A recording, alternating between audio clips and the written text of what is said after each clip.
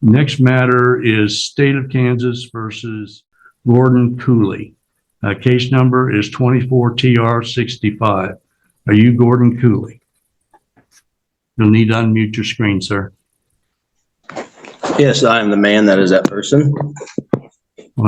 So you're Gordon Cooley? Yep. Very well. State appears by Jill Gillette, County Attorney. Mr. Cooley, there's been an amended complaint filed on, it looks like April 17th. You're charged with driving while suspended as a second offense for on or about March the 25th of 2024 in Elk County, Kansas. If indeed you have a prior conviction where this would be a second offense, that's a Class A misdemeanor. A Class A misdemeanor is punishable up to 1 year in the county jail and a fine not to exceed $2,500. Additionally, with a second offense for driving while suspended, there's a mandatory 5-day minimum sentence. However, a person can be placed on probation from that. But there is mandatory sentence that would have to be imposed. From the very first moment, the tension is undeniable. The judge methodically outlines the charge: driving while suspended, second offense, carrying mandatory jail time. For most defendants, the path is simple: enter a plea, secure counsel, and proceed. But not here. This defendant veers off the usual course, steering us straight into the sovereign citizen playbook, where legal procedure meets personal ideology, and logic collides with defiance. Do you understand what you're charged with? No, I don't quite understand those no, I don't. What's your question in regards to what you're charged with? Well, I think this is a matter of a mistaken identity. My persons was never involved in anything. I'm carrying my property from point A to point B. There's no vested interest of the state to even stop me. I'm exercising my God-given constitutionally protected rights, and I stated that to the man acting as the police officer. I didn't present him with This is where the case begins to unravel. Rather than confronting the charge, he pivots, claiming mistaken identity and insisting the state has no authority to restrain him. It's classic sovereign citizen rhetoric. Traffic laws dismissed as irrelevant, driving reframed as traveling, rights invoked as if they exist outside the reach of statute. Judges have heard it all before. And here you can see this judge's discipline. He refuses to spar over ideology. He anchors the moment back to the law, steady and unmoved. Charged, sir, hold on. You're charged with driving while suspended, a second offense. That would indicate to me that you've had a first offense. No. Have you been in court before on this type of charge? Nope, not on driving while suspended. No, I have not. All right. Well, that is what you're charged with. You don't have to agree with it. You can, certainly that is an issue at trial if you feel you have a defense. As with the others that I've explained, you have certain rights.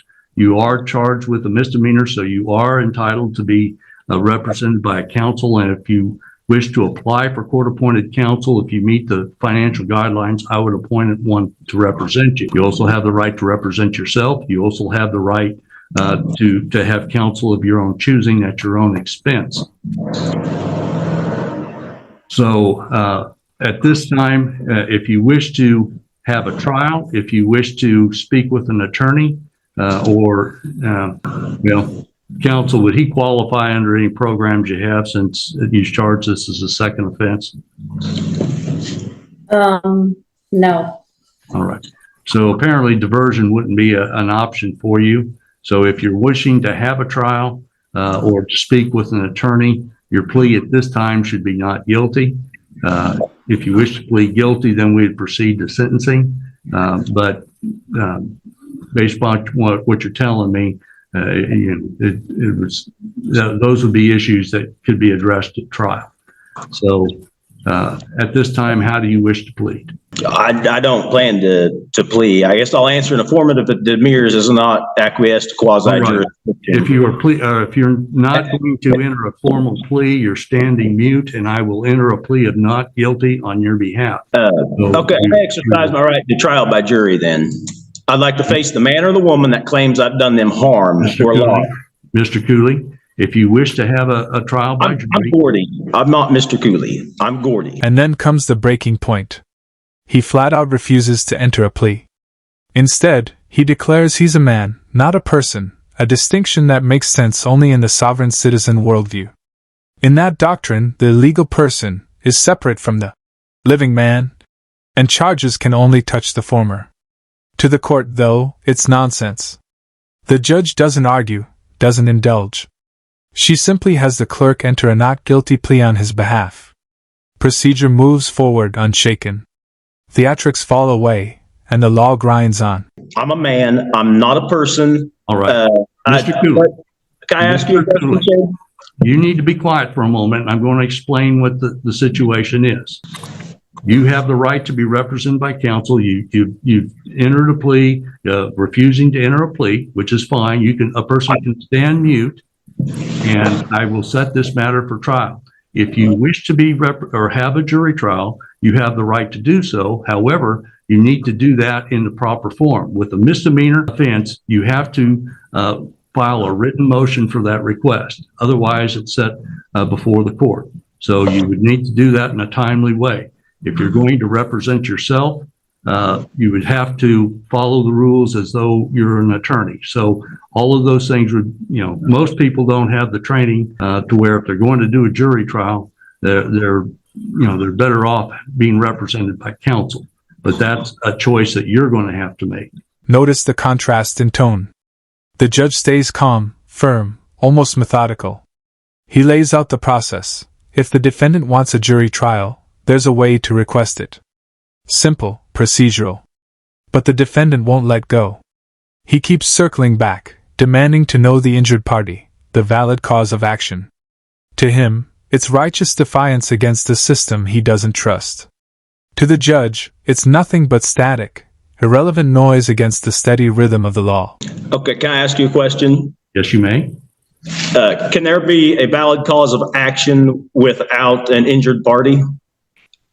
Sir, that's not a valid question for what we're doing here today. I've tried settling this matter in the private twice.